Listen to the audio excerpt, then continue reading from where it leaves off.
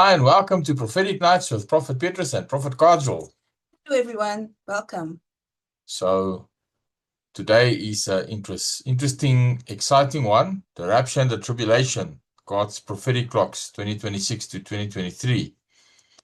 So, God asked me to write this book. This book that I'm teaching from now is published on Amazon and Kobo and worldwide, Apple in all the stores. The digital version will be free, yes, free of charge, and it's published already, but it takes a time to approve and adjust. So it's already on Amazon, and it says I think 29 cents or 99 cents, but you must show Amazon that you've uploaded it elsewhere where it's free, and they will price match it.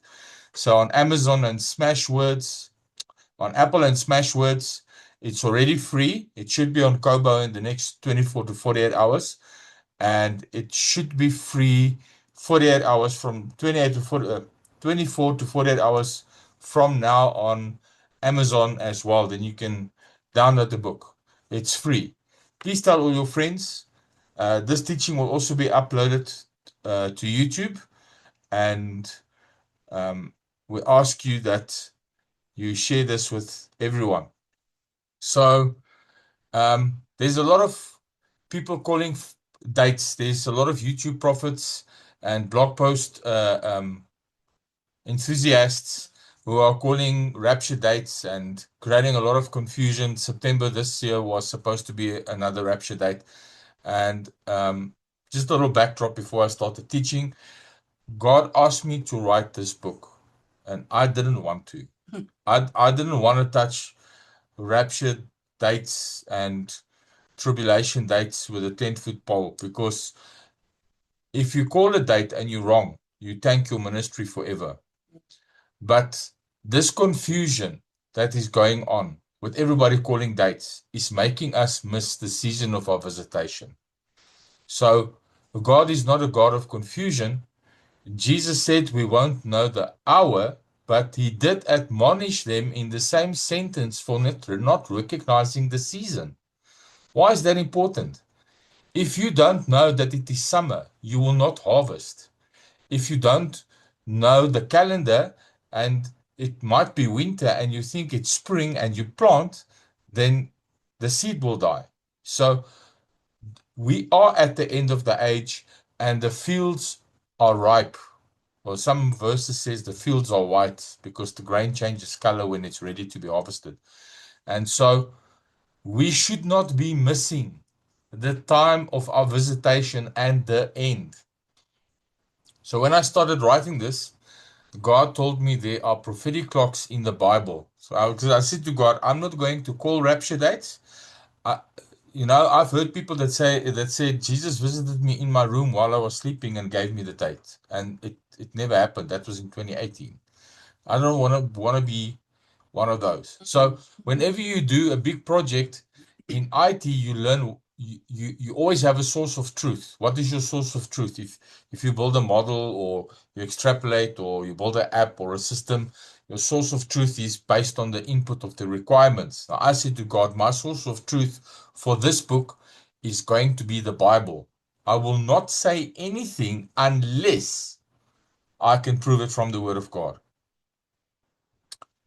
And in my research, I discovered that there are 6 clocks in the Bible that actually point to a specific time frame, 2026 to 2033. And in that time frame, all these 6 clocks converge right in the middle. And so I am not calling dates.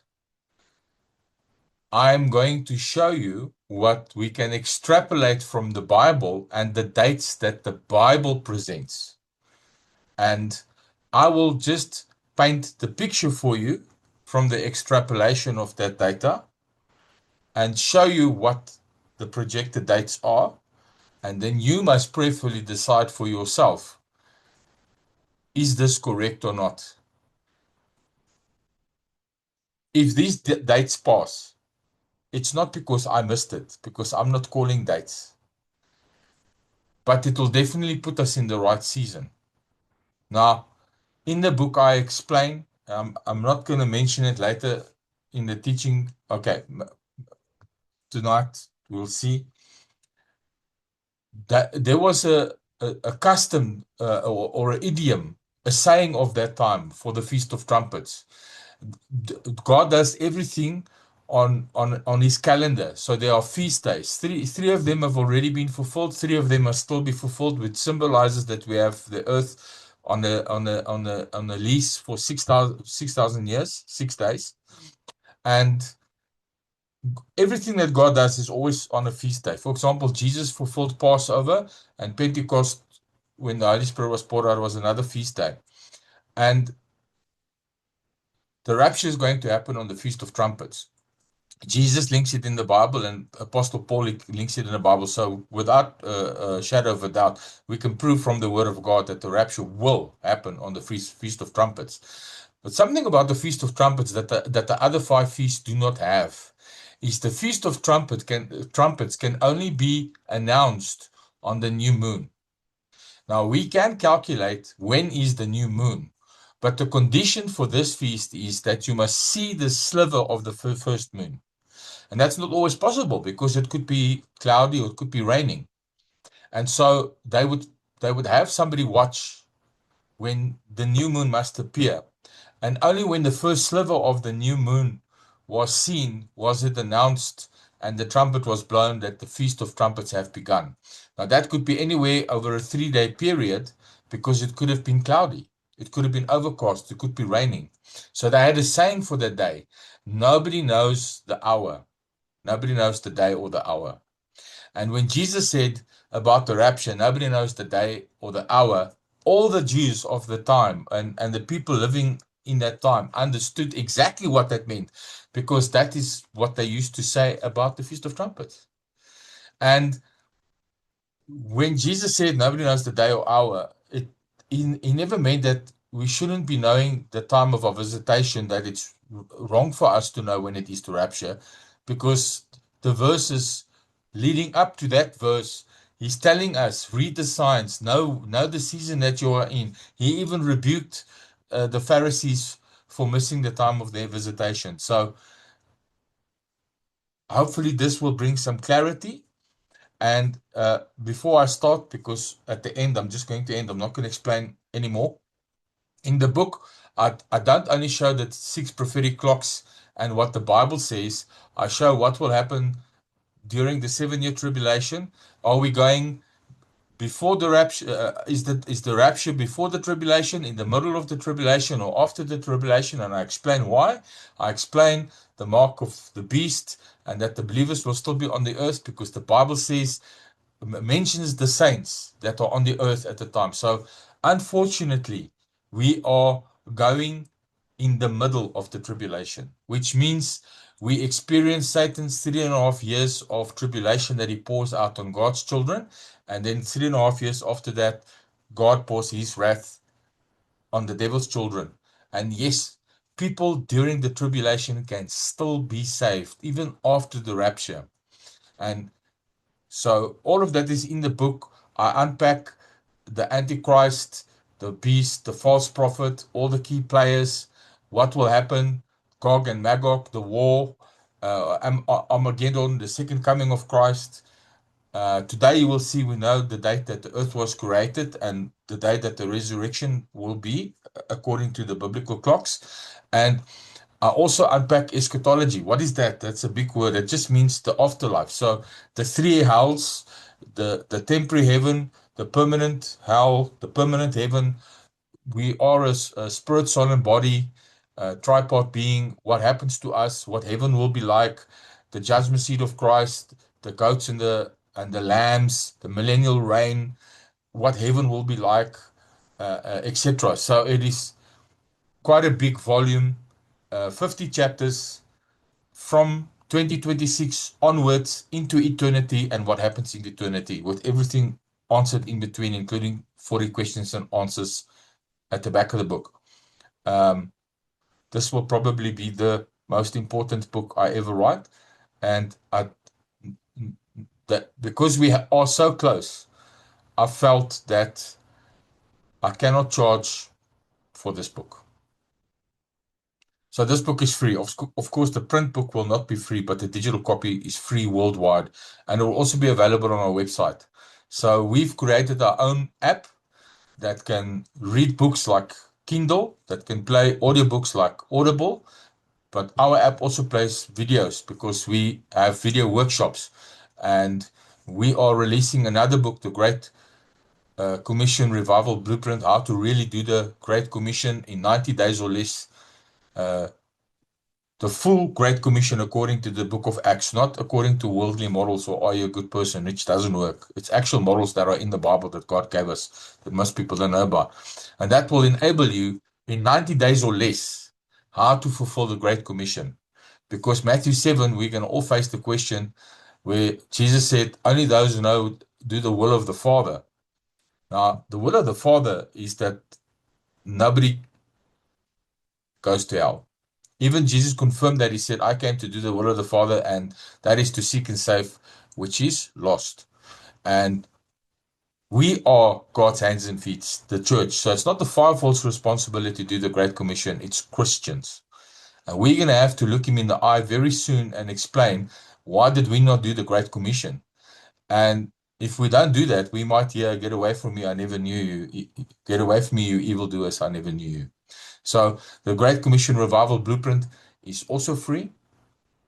And I haven't published that book yet. I had to stop everything just to finish this book, but it will be out before the end of the year, before end of 2025. And we encourage you, for every book that we write, we also publish a song. It's on Spotify and Deezer and Apple Music, etc. But on a streaming platform, they normally charge you money. Even if we say the song must be free, they say, well, we can't host the song for free, so we can make it a minimal price, but there's going to be some money involved. But you can download all our music, especially The Lamb is Coming, a song that I wrote specifically for this book, on our own website, www.pkvministries.co.za/music. And if you're watching this video on YouTube, the link will be there for you to follow. And so a little bit of backdrop. I was absolutely shocked from the evidence that I found. And without further ado, we're going to jump right in. I just would like to say questions only at the end of the meeting. Unfortunately, for those who watch this recording, you will not be able to see that. But for the people that are watching us live, please keep your questions to the very end. It's disruptive while we are recording. Okay, so there are 6 prophetic clocks, the rapture, the tribulation, and the return, which is the second coming. And these come from the Bible. So let's jump in and see what it actually says. 6 clocks, 1 window. God never gives one witness.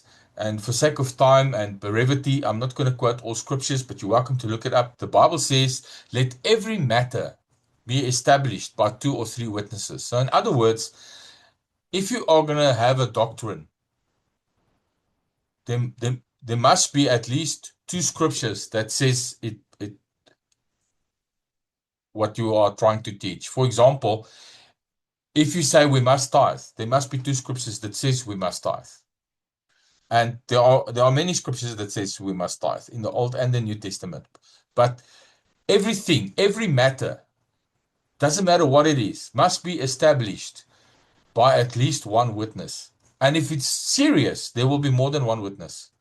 That's why there's 6 windows. So 6 independent prophetic clocks built on different principles, counting down from different starting points, using different terminology and methods, coming strictly from the Bible, not outside of the Bible as our source of truth, like I said, all converging on the same 7-year window, 2026, 2033. And even if 1 clock pointed here, we should pay attention. But with 6 clocks, we should catch a wake up. This is very serious. Now, I'm saved and I'm living a holy life, and my life is right with the Lord, but I had the fear of the Lord when I was writing this. Yeah. Looking at my own life under a microscope, and everything all of a sudden was put in perspective for me about how short time where it is the time where I've left, and am I doing all that I can do? And well, you will have to answer that for yourself. So clock one, the 6,000-year lease. So Genesis 2:2-3 says, by the seventh day, God had finished work he had been doing. So on the seventh day, he rested from all his work. Then God blessed the seventh day and made it holy, because on it he rested from all the work creating that he had done. Now 2 Peter 3:8 says, but do not forget one thing, dear friends. With the Lord, a day is like 1,000 years, and 1,000 years like a day. So we know that the earth is only going to be given to the Gentiles or to humanity for 6,000 years, because 6 days God worked. And 6 times 1,000 is 6,000 years. And the millennial reign of Christ is going to be on the seventh day where God rested. In other words, Satan won't be there. Jesus will reign. It will be the perfect environment. And that makes up clock one. So God worked on 6 days, rested on the seventh. So if you put them together, 6,000 years of human history and then 1,000 years of rest, you get the seventh day. So here's where it gets very interesting. Something that is not in my slides, and I'm going to jump around a little bit. Here it is. So something that we need to understand is how God works times out. So the first 2,000 years was Moses. The second 2,000 years was Abraham. The last 2,000 years was Jesus, making up the first 6,000 years on the clock, leading up to Jesus' death on the cross, where he died, which we know is on 33 AD. Now, there are two dates floating around. One is a false date, obviously introduced by the devil to cause confusion, which says Jesus died on 30 AD, and another date, 33 AD. Now, the Bible makes it very clear that Jesus will die on a Friday, and it will be on 14 Nisan, which is God's calendar. Now, 14 Nisan is a Passover date. Now, in 30 AD, Passover was on a Thursday, so it could not be 30 AD. On 33 AD, Passover was on a Friday. And, you know, before we had the internet and sharing knowledge, going back 100 years and going back 60 years and 50 years, there was a great confusion. But now, because of archaeology and everybody sharing information and the Dead Sea Scrolls and everything we found, it is not contested anymore what date Jesus died. Everybody, Bible scholars, even different denominations, Baptist, Pentecost, Catholic, all agree Jesus died on 33 AD. You cannot dispute it anymore. Everybody agrees. The evidence, there's just too much irrefutable evidence. Okay. Now, if you take 33 AD and you minus the 5,000 years, sorry, the 4,000 years, the 4,000 years, the 2,000 years of Moses and the 2,000 years of Abraham, you get to the creation date of the earth, which is 3968 BC. Why? Because if Jesus said he will come after 2,000 years, so if you take 33 plus 2,000 is 2033, the second coming of Christ, which means that's the 6,000 years fulfilled. So you take that backwards, 2033 minus 2,000 years, that's the 2,000 years that belongs to Christ. You get 33 AD minus 2,000 years, minus another, the years of Abraham, minus another 2,000 years, the years of Moses, and you get the date that the earth was created, 3968 BC. That's the first witness for the first clock. Now, then we get an interesting man, Randy Nettles, who took the biblical genealogies and the historical anchors, certain things that was verifiable in archaeology, to set certain dates, to collaborate. He took all the biblical genealogies and worked it out backwards And guess what date he landed on? Independently, on his own, he could prove the earth was created in 3968 BC from the Bible. Then we've got Prokopi Nikolai, which said, okay, we shouldn't follow the Gregorian calendar. We should follow God's time and the calendar that he created and gave the Jews the calendar and the lunar cycles and the astronomy according to them, because they've got a different amount of days in the year, 360. 60. Yeah, 360 days in a year according to God's calendar and in a leap year.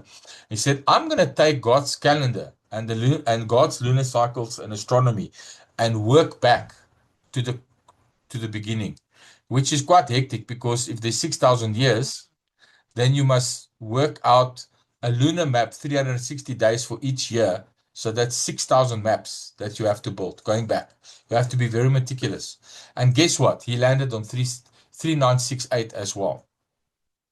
So 3 witnesses that lands on 3968 as the creation date of the earth. And if you take those 3 dates and you plus 6,000 years, the second coming of Christ is 2033. It has to be. So 3968 as the creation plus 6,000 is 2033. Now, something that we must understand, then there will be the 1,000 years millennial reign, because the 6,000 year lease to man was fulfilled, but Jesus has a right to rule and reign for a millennial, 1,000 years as well, the millennium. Now, if 2033 is the second coming date, and here you can see 3 witnesses pointing to that, then the 7-year tribulation must happen before that. So before 2033 AD, minus 7 years means there must be a signing a covenant with the Antichrist between nations and Muslims and Jews, with the permission, a peace treaty with the permission to rebuild the temple. Now, there's already been a dress rehearsal like that called the Abraham Accords, which was done in 2020. When the devil is going to do something, he does it gradually and not always all at once, so people can get used to it without pointing fingers. Because can you imagine now, most Christians know, if there's peace between the Muslim and the Israel, the person who signs that contract is the Antichrist. So Satan had a dress rehearsal. In 2020, the Abraham Accords was signed, which is a peace treaty between the Muslims and the Jews, but no permission to rebuild the temple. And it wasn't a covenant and was only done between the 2 nations, not other nations involved as well. But it's coming. We're going to get to that. Clock 2, the fig tree generation. So Matthew 24:32-34 says, now listen, now learn this lesson from the fig tree. As soon as the twigs get tender and the leaves come out, you know that summer is near. Even so, when you see these signs, you know that it is near, right at the door. Truly I tell you, this generation certainly will not pass away until all these things happen. Now, God speaks in symbols, and a fig tree is the symbol for Israel. So this talks about the great diaspora. That's just a fancy word to say that the Israel was conquered, Israelites were conquered, and the Jews were forced to leave their home. And that has happened to many nations, but only one nation has ever survived the diaspora, a displacement, and come back together, and that is the Jews. So here's a key to unlock this clock. Psalm 90:10 says, our days come to 70 years or 80. So to interpret or unlock this clock, you have to use 70 or 80. I'm going to get to that in a little bit. So the fig tree represents Israel, and Jesus said, this generation shall not pass away. Now, Israel was reborn on May 14, 1948. Now, if you plus 70 years, you get 2018. And obviously, nothing happened on that day. But when you plus 80 years, you get 2028. But if it's on God's calendar, you get 2029. Isn't that interesting? Now, if we take the first clock, the date where Jesus died, 2033, and the beginning of the world, that 3968 BC, and the second coming, and to minus 7 years, that year on the Feast of Trumpets is when the rapture must happen. And that happens in September. September 2029 is the Feast of Trumpets. So coincidentally, on God's calendar, if you take 1948 and you plus the 80 years, you get to the same time. So the first clock and the second clock showed the rapture date as September 2029. Now, yeah, it's a little bit interesting because people say, why 1948? And it could be 1967 where they got the independence. Well, Deuteronomy 35 says, then the Lord your God will bring you to the land which your fathers possessed, and you shall possess it. You will possess it and multiply you more than your forefathers. And Isaiah 66 verse 8 says, who has ever heard of such a thing? Who has ever seen things like this? Can a country be born on a day, or a nation brought forth in a moment? Yet no sooner is Zion in labor than she gives birth to her children. So this is a prophecy of 1948. And here's the interesting part. Deuteronomy 35 is the 5708th verse in the Torah. On the Hebrew calendar, 5708 corresponds exactly to 1948 on the Western calendar. God hit the date of Israel's restoration in the verse with the promise. And that's not numerology. God does things like this. So here we can see that the date that God says this generation will not pass away is 1948. It's locked into the Bible. Interesting. Now, this is also extra. On a Shemitah, God works with 7-year cycles. He says 7 is the number of perfection, and I work with cycles of 7. So on the 7th year, it's a Shemitah year. This is just a little bit extra for the Hebrew scholars, if you want to know more. In a Shemitah year, if you had slaves, or you loaned people money, or people were indebted to you, you had to write it off. You had to write it off and set them free. And so the Jewish Messianic Jews, those are Jews that are saved. Christians say, like Jonathan Cahn, and you can go read up about it. And coincidentally, he also agrees with the 2026 2033 timeline and significance. He doesn't have all the clocks that I mentioned that I'm aware of, but he proposes as well that the second coming is in 2033, and he's very accurate. In all his life and all his ministry, he's never made a mistake.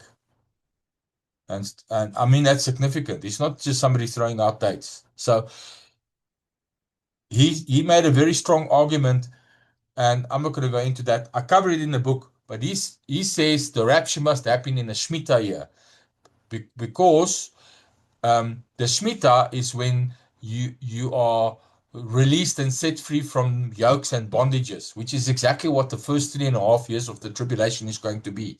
It's going to be Satan's yoke and bondage. He's going to pour out tribulation because God is going to pour out wrath. And some of you may ask, but why would God let us go through that? Well, Jesus said we will face persecution and tribulation, but he never promised us God's wrath. So every time Satan pours out tribulation or persecution, we go through it with our authority. For example, Isaac planted in the year of famine and reaped 100-fold return. God didn't take him out of that. But when God poured wrath on the earth, 40 days and 40 nights of rain, he built the ark.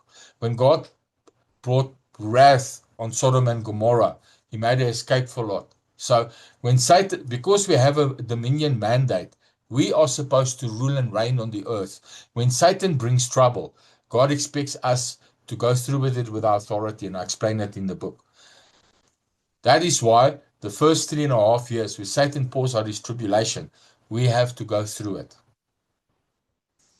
And the last 3.5 years, where God pours out his wrath, he takes us out of it. So the rapture is his ark. So clock 3, the 2,000-year pattern from Christ, which I had to jump around a little bit to explain this, the 6,000 years. So It can be proven from the Bible that the first 2,000 years is the years of Moses. And that matches because Moses was a type and shadow of Jesus in the Old Testament. We know that. And Abraham is another 2,000 years. Now, here is why we know that the last 2,000 years from his death to the second coming is 2,000 years. Isaiah 6:2, after 2 days, he will revive us. So that is from 33 AD to 2033. He will revive us. And that reviving is talking about the rapture. On the third day, and the second coming. On the third day, he will rise up that we may live in his sight. So the third day is the millennial reign. And so there is the 3,000 years that come after his death. From 33 AD to 2033 is the 2 days that he will revive us. And from 2033 to 3033 is the millennial reign. My brain almost did a flip there. And 2 Peter 3:8 is the key to unlock this clock with the Lord. A day is like 1,000 years, and 1,000 years is like a day. So after after 2 days becomes after 2,000 years. After the third day becomes the third millennial reign. The cross occurred on 33 AD. The blood moon was visible in Jerusalem on April 3, 33 AD at night. Jesus was crucified. Now, the blood moons is a clock that looks like it doesn't point to the rapture dates, but it confirms 33 AD, which makes it a clock. It verifies 33 AD. So there's just a little equation. 33 AD plus 2,000 years is 2033. Two different clocks, two different starting points, same destination. Clock 4. So Daniel's 40 weeks, Daniel 70 weeks, Daniel 9:27. He will confirm a covenant with many for 1/7. In the middle of the 7, he will put an end to the sacrifice and offering, and that's also when the mark comes. And at the temple, he will set up an abomination that causes desolation until the end is decreed, poured out on him. So this is how I know that we can minus the 7 years. 2033 minus the 7 years of tribulation, that will be 7 years of tribulation, is 2026. So if Christ's return is in 2033, and you've seen all the clocks confirm that date, the tribulation must begin by 2026. Sure. God gave Daniel a prophecy of 70 weeks of years. And interestingly enough, Daniel had a clock that he counted out Jesus' death, burial, and resurrection to the very day, more than 1,000 years later. This is very accurate, which is in my book. 69 weeks were fulfilled to the exact day when Jesus rode into Jerusalem. So there's a clock inside a clock because he was given 70 weeks, 69 weeks from the time that he had received it, exactly to the very day of Jesus' crucifixion. It blows my mind.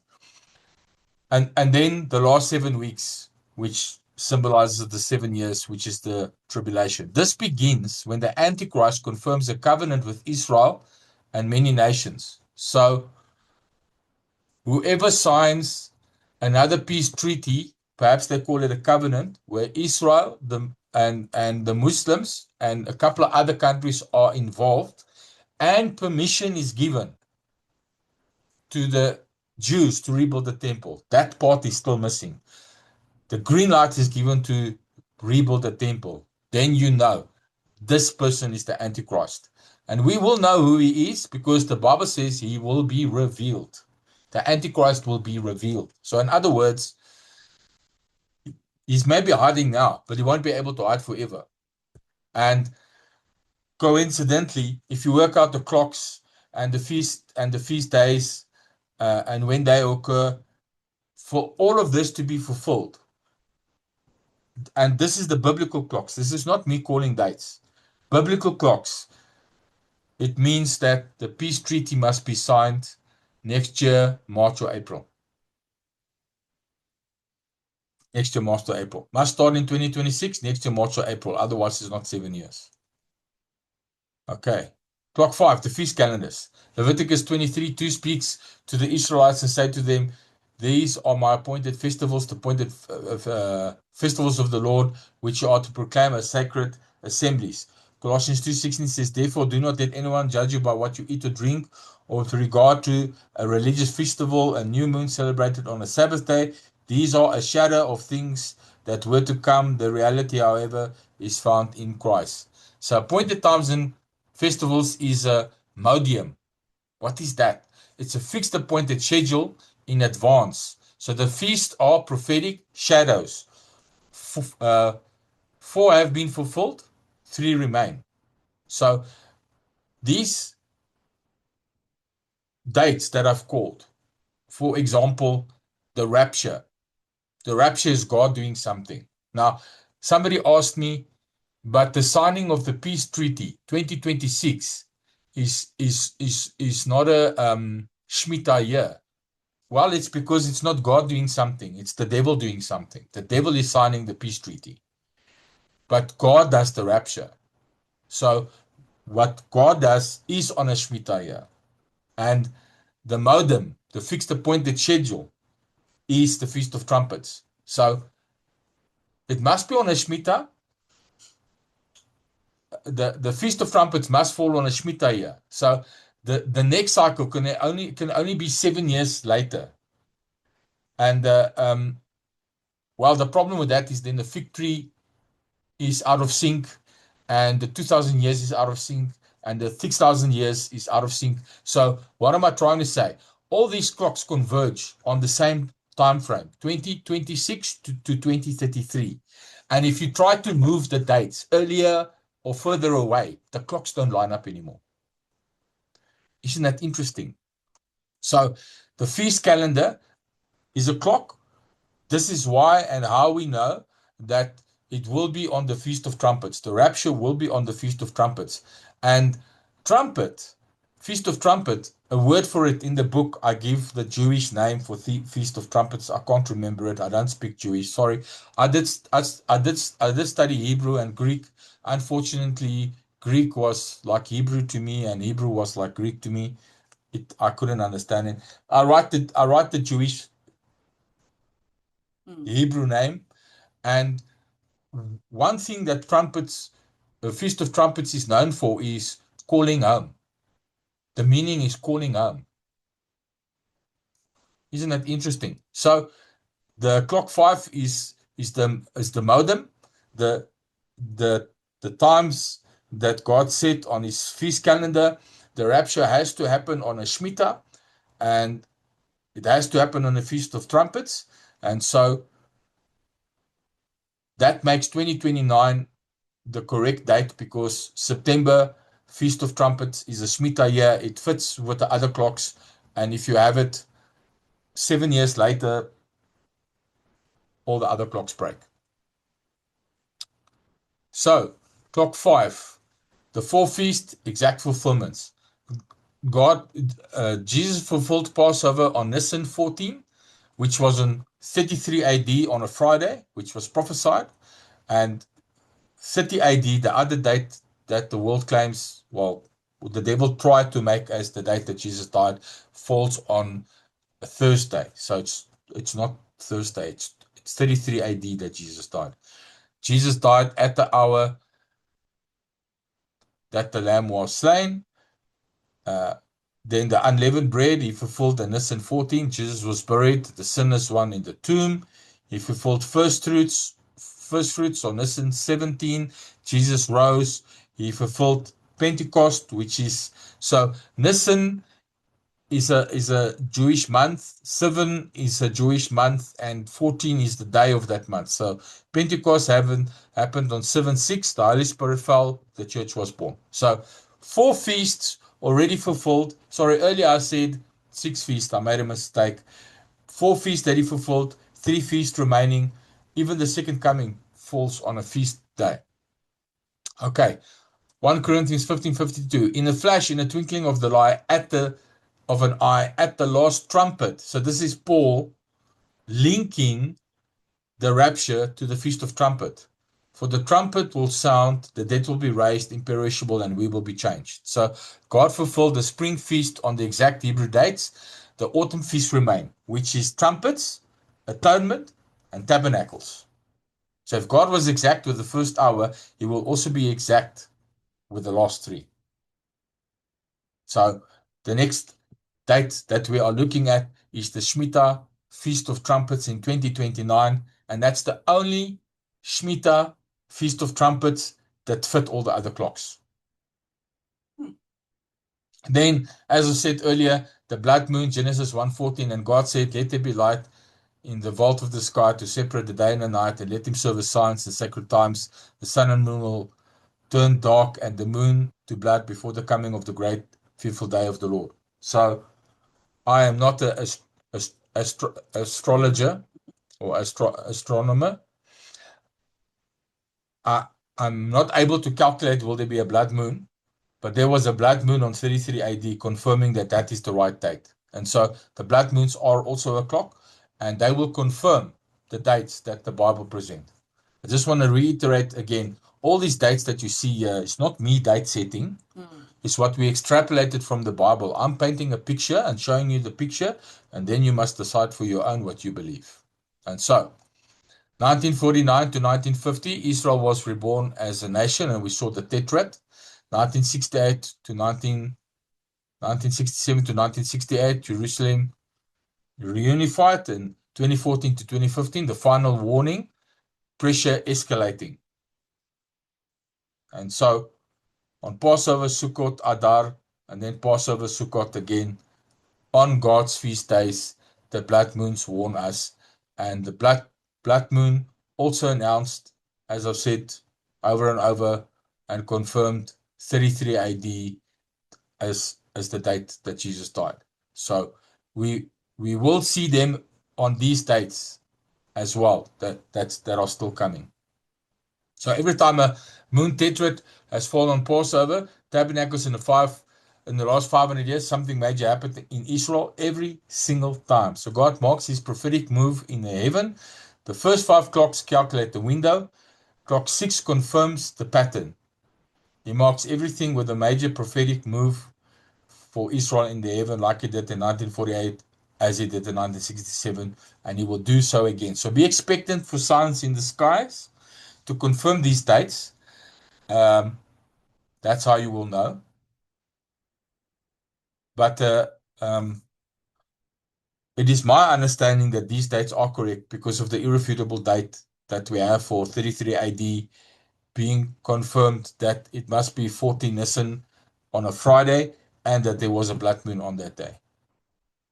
So the convergence, 6 clocks, 1 window.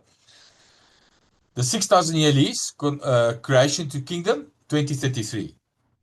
The victory generation, 1948, plus this generation, before 2029. Before 2028. 2029, if you take God's calendar, we run on the Gregorian calendar, which messes things up a little bit. The 2,000-year pattern from Christ, cross to restoration, 2033. Daniel 70 weeks, 70-year tribulation, starts 2026, midpoint 2029, which is the rapture, ends in 2033. Exactly fits. The feast calendar, autumn feast, late 2020s to 2033. The blood moon celestial confirmation, well, we know that it confirmed the previous clocks. It confirmed the victory generation. It confirmed the death of Christ, and it will be confirming the rapture and the second coming when it comes. So if the 2029, 2033 dates are correct, it will be marked with a blood moon. So these clocks constrain each other. Try to move one date and the convergence breaks. Move creation and you miss 23.3. Move the cross and the 2000-year pattern fails. Push past 2028 and the fig tree generation is gone. The only window where all 6 clocks align and converge is 2026 to 2023. So, what does this mean for you? If the clocks are right, the clocks point to 2026 as the start, where the peace treaty will be signed, the covenant, the Antichrist covenant. The Jews will be given permission to rebuild the temple. And I'd just like to tell you, they are ready. The red heifer died out because a high priest cannot consecrate to be a high priest without the ash from a red heifer. That's a cow that has got red hair or fur. What do you coat? Red coat. That died out because God wanted to stop sacrifice because the veil was torn. Remember? Now they started a breeding program in the late 60s, 70s, maybe even earlier 40s, 50s, because Jews always do things secretly. So when the people found out that they were doing a breeding program, I think it was already 20, 30 years later, but that's just me. And they have now bred the red heifer back genetically. And it can't even have, and it must be inspected. It must be without blemish, or spot or blemish. And it can't even have more than 2 white hairs. And they meet that requirement now. They import them from the States and other places into Israel. And because they need a consecrated high priest from the ash of a red heifer to be able to perform temple sacrifice. They already have, I forget the number now, if it's 22 or 44 priests that have been consecrated already. That means that they had to live according to the strict Levitical code of Moses. They can never touch a dead body ever in their life. They must be ceremonially clean. There's a certain diet and lifestyle that they have to live. They've already been consecrated.